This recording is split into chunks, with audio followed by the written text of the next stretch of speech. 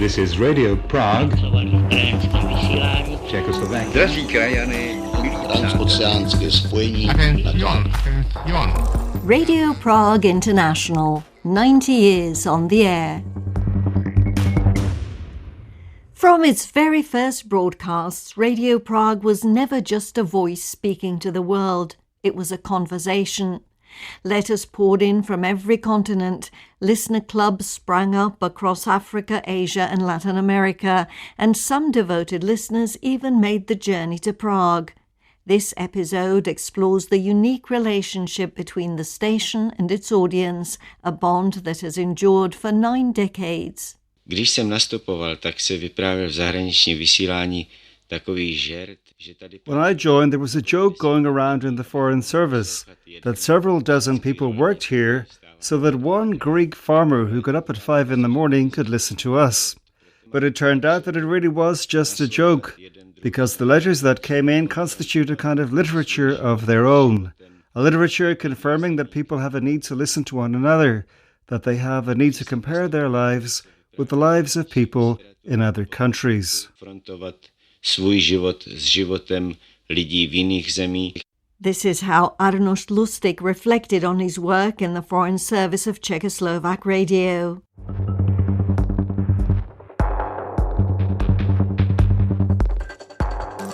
Right from the beginning in 1936, the voice from Prague quickly found its listeners, and the first reactions were not long in coming. They arrived from China, Africa and Australia, recalled editor Josef Cincibus. Již po prvém měsíci pokusného vysílání obdržel náš rozhlas stovky dopisů ze všech světadílů. Already after the first month of experimental broadcasting, our radio station had received hundreds of letters from all continents, most of them from the United States. A little later, our shortwave service was therefore expanded by a third band aimed at the Far East. Thus, we too became part of this modern telecommunications invention and through the airwaves reconnected you, our compatriots, with your old homeland. Na vlnách éteru zpět ke své staré vlasti.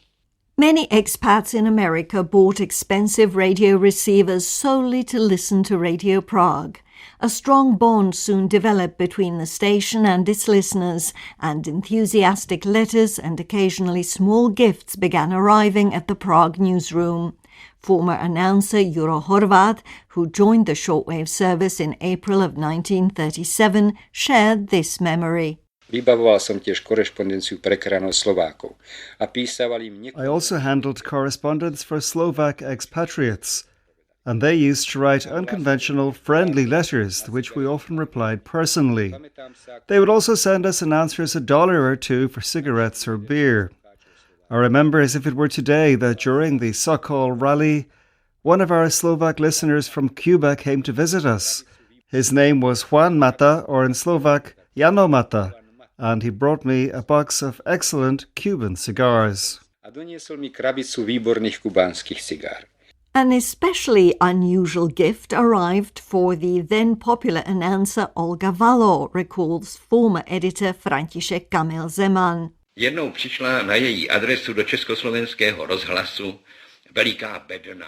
One day, a large crate arrived at her address at Czechoslovak Radio. It was like a safe, lined with sheet metal inside, and it was a beautiful tanned, soft and wonderfully colored tiger skin. A real tiger, along with a letter from a compatriot listener, perhaps from Bengal or Australia. I no longer remember. He wrote warmly and thanked Mrs. Valo for the joy her announcements from the old homeland brought him. Přináší její hlášení ze starého domova.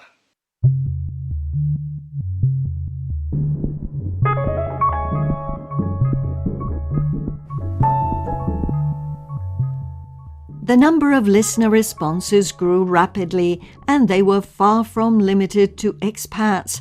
When Radio Prague returned to the air after World War II, the number of languages in which it spoke to the world increased significantly.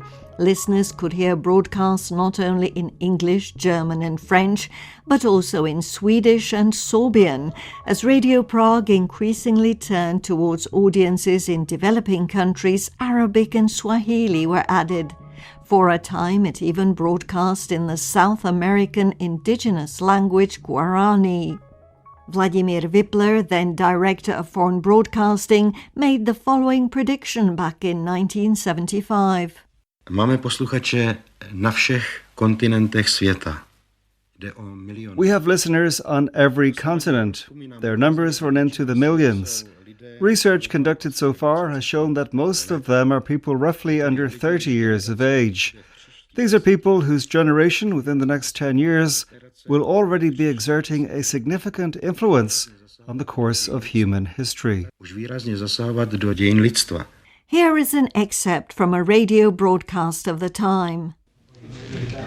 Vážení přátelé, dovolte mi, abych vás uvítal v našem rozhlasovém studiu k slavnosti. Dear friends, allow me to welcome you to our radio studio for the ceremonial drawing of the grand competition organized by the Foreign Broadcasts of Czechoslovak Radio on the occasion of the 15th anniversary of the liberation of our republic.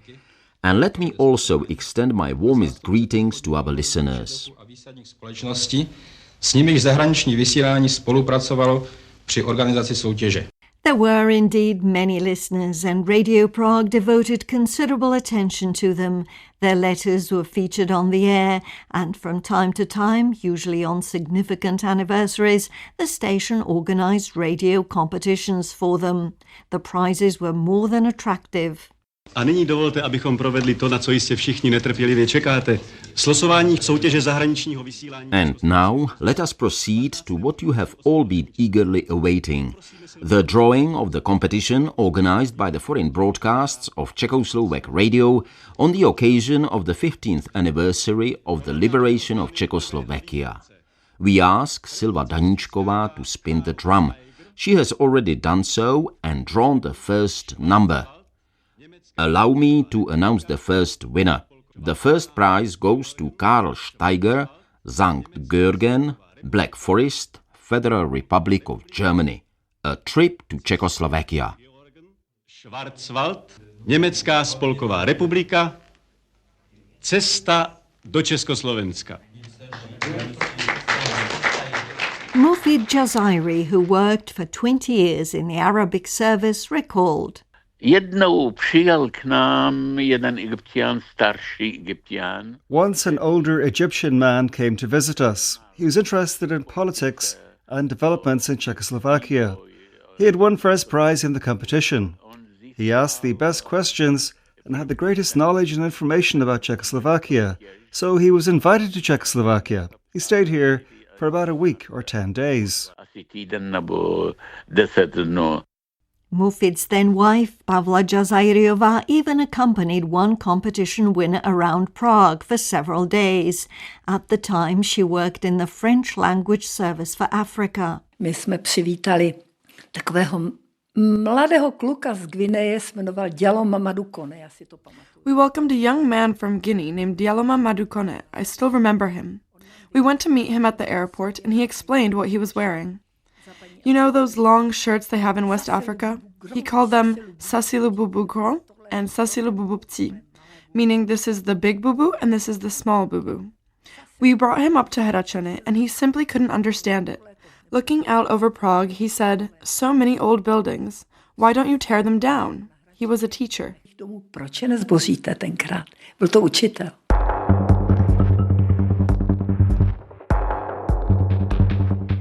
Contact with listeners also served as a form of ideological influence, especially after listener clubs of Radio Prague began to emerge, partly spontaneously, partly in an organized manner.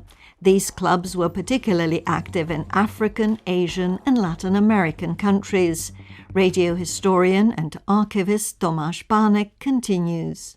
Ty kluby vznikají zhruba na přelomu 50. 60. let a souvisí to.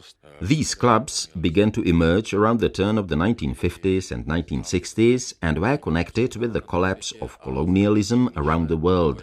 New states were coming into existence, finding their place in the world and considering their ideological orientation and future development. Many of them began looking toward socialism. Listening to Czechoslovak foreign broadcasts provided them with models for building socialism and examples of socialist values. Gradually they organized themselves into various clubs.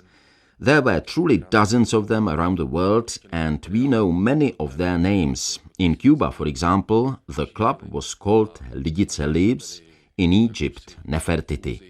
They didn't stop at simply listening to the radio. Some transformed what they heard into printed materials and newsletters that they distributed in their own countries. They sought to spread socialist ideas, filtered through Czechoslovak broadcasting, which for them represented a kind of model country whose example they wished to promote in their own homelands. Pavla Jazajriová says many people tuned in to radio broadcasts in those days. To vysílání, francouzské vysílání do Černé Afriky a do Severní Afriky mělo vlastně... The French language broadcasts to Sub-Saharan and North Africa were successful because people listened to us in those days. After all, there was no internet in Africa, nor all the communication technologies people have today. People listened to the radio, and many people listened to us. No a lidi poslouchali rádio. A nás poslouchalo hodně lidí.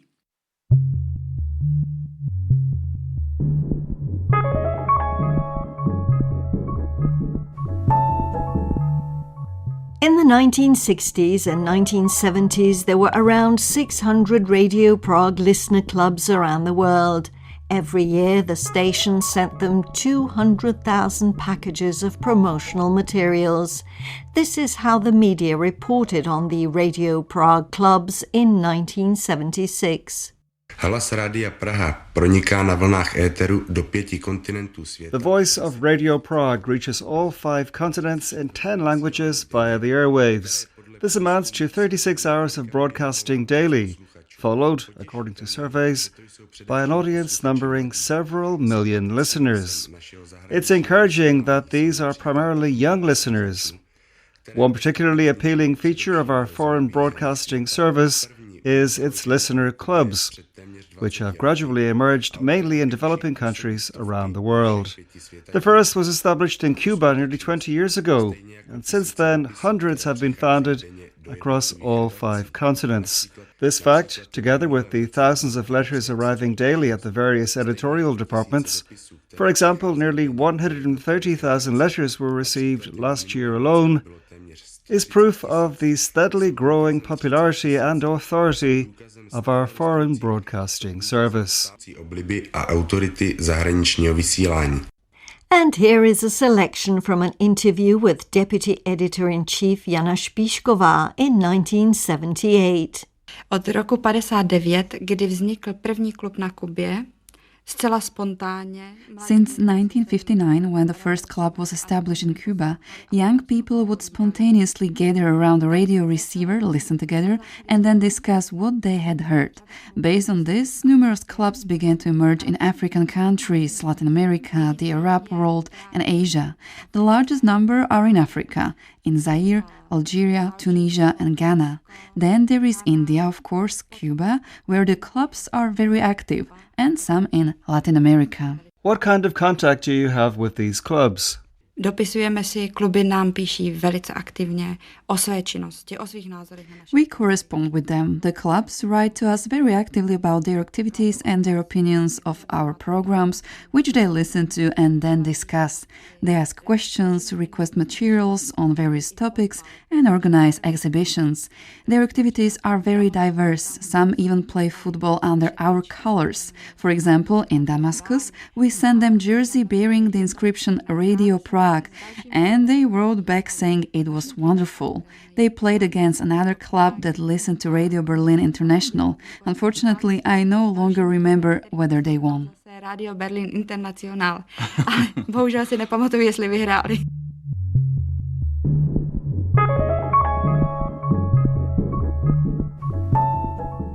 At that time, the Foreign Service received as many as 150,000 letters annually arriving from all over the world, recalls former Arabic service editor Mufid Jazairi.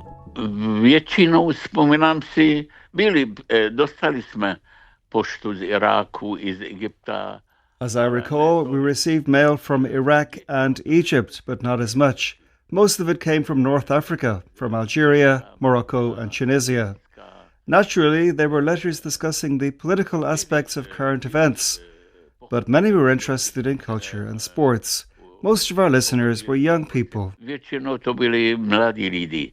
Czechoslovak Radio quoted from several listeners' letters.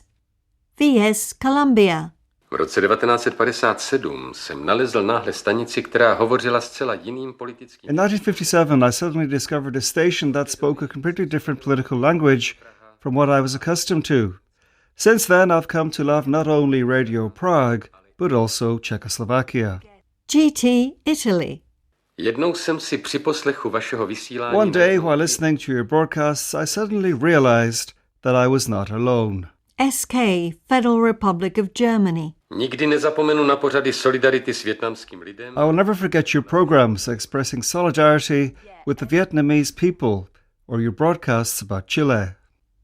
JN, Switzerland. Příspěvky Radia Praha k mírovému soužití jsou o to cennější. Radio Prague's contributions to peaceful coexistence are all the more valuable when one considers that deeds follow words.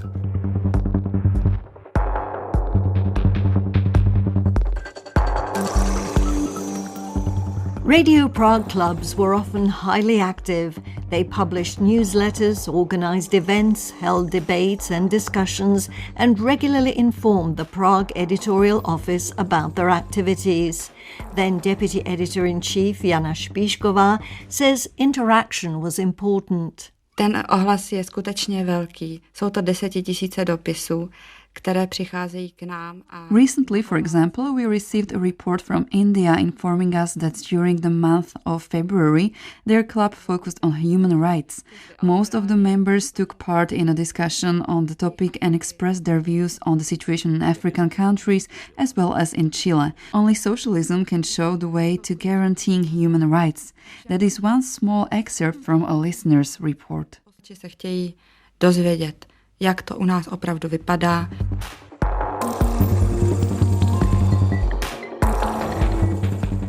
Of course, not all listeners lived and breathed politics. Broadcasts aimed at Western Europe in particular had to be ideologically more moderate and presented reports on the building of socialism in a somewhat more digestible form.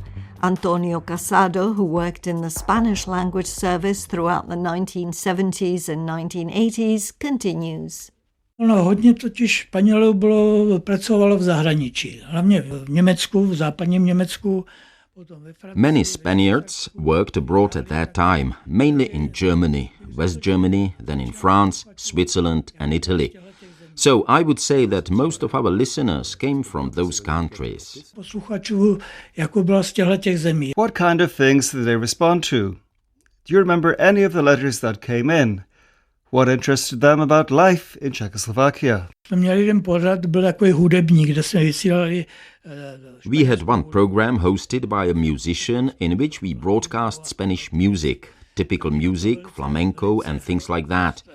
We received a great deal of feedback about it. People would write asking to hear a certain song or performer. That generated the biggest response. We broadcast 3 times a day, I think, at 6 in the evening, then at 7:30, and then around midnight. But the greatest response was to that music program. It was somewhat neutral and politics didn't really interfere with it very much. Politika se do toho nemontovala. Ivana Vonderková, who joined the Latin American editorial department in 1980, recalls.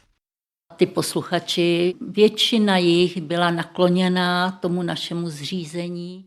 Those listeners, most of them were sympathetic to our system, so that wasn't a problem. But there were some who debated with us about what they thought would be better. They believed that we lived under constant police surveillance, every one of us, which, in part, was actually true, wasn't it? from the state security side and so on. But they really had no idea what life here was like. That's why we talked about the positive aspects as well. That people here lived rich cultural lives, pursued sports, enjoyed spending time at cottages. We even broadcast about things like mushroom picking. They were very interested in that. Above all, they were fascinated by our castles and chateaux. We had a program called Traveling, and it attracted enormous interest from our listeners. I think that more than our politics. They were interested in our culture, our history, and the everyday lives of ordinary people here. Naše je zajímala ta kultura, historie a ten život prostých lidí u nás. Zdenka Kuchyňová, who has worked in the Czech language expat service since the late 1980s, says that Czechoslovak sailors represented a special group of listeners from the very beginning of foreign broadcasting. Samostatná kapitola byli námořníci, protože když ještě byla flotila československá... Seafarers were a chapter of their own. When the Czechoslovak merchant fleet still existed, they had very limited contact with the outside world, so the radio operator would pick up our news broadcasts, type them out and post them on a notice board where the sailors could read them. Reagovali, ty psali pravidelně. Technician Karel Koníček read from a letter received by Radio Prague in the late 1930s. 6 let se plavím na lodi Legii. Viděl jsem velký kus světa a For 6 years I've sailed aboard the ship Legia. I've seen a great deal of the world and experienced many exciting and beautiful moments. One of the finest occurred this June while we were sailing from Antwerp to South America. About 400 nautical miles beyond the Cape Verde Islands, I suddenly heard Czech announcements in my headphones. You cannot imagine my joy. I immediately called together the crew, most of whom were Czechs. Soon everyone whose duties permitted gathered around my radio telegraph cabin. It was a sacred moment in the middle of the night, in the vastness of the ocean, as we listened to Czech music and the Czech language being broadcast from our distant homeland. širého oceánu jsme naslouchali české hudbě a českému slovu, vysílanému z daleké vlasti.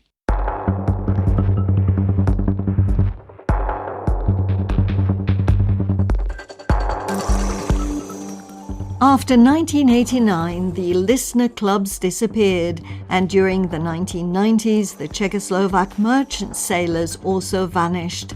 But letters to foreign broadcasting continued to arrive, and still do.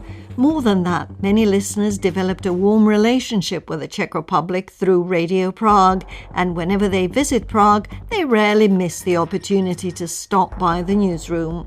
Former editor Josef Kubečka, who worked in the section for expats, says, Vzpomínám si, když tady přijel nějaký doslova výlet z Austrálie, bylo jich snad. I remember when a tour group arrived from Australia, perhaps 30 people, I don't know exactly. They came straight up to our floor. There was a fairly large foyer outside the director's office. They lined up there and sang Bohemia, beautiful Bohemia. Not because anyone had encouraged them or pressured them to do so. They simply carried it within themselves. Nějak chtěl k tomu přinutit nebo něco, ne? Prostě to měli v sobě.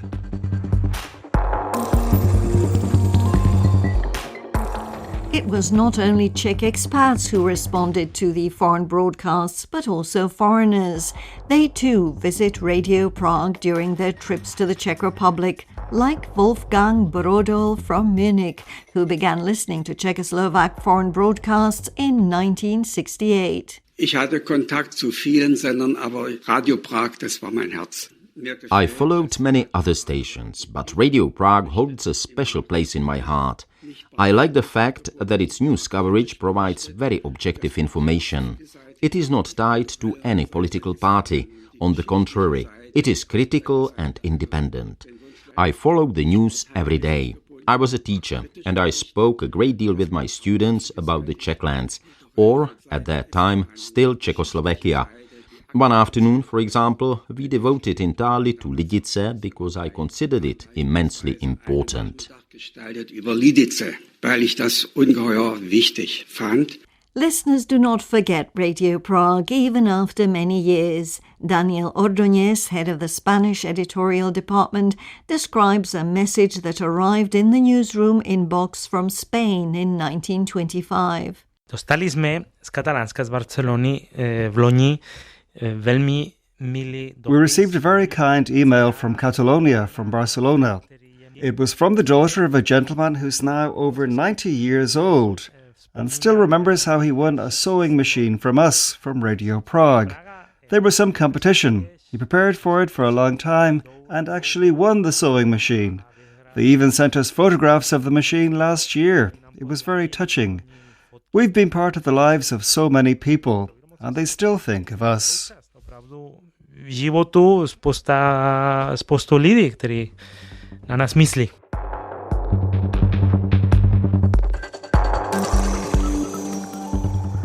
Letters, or rather emails these days, continue to arrive at Radio Prague from listeners around the world. In January of 2026, for example, an email came from Egypt in which Mr. Mohammed Abdel Rahim congratulated Radio Prague International on its 90th anniversary and wished the station many more successful years to come.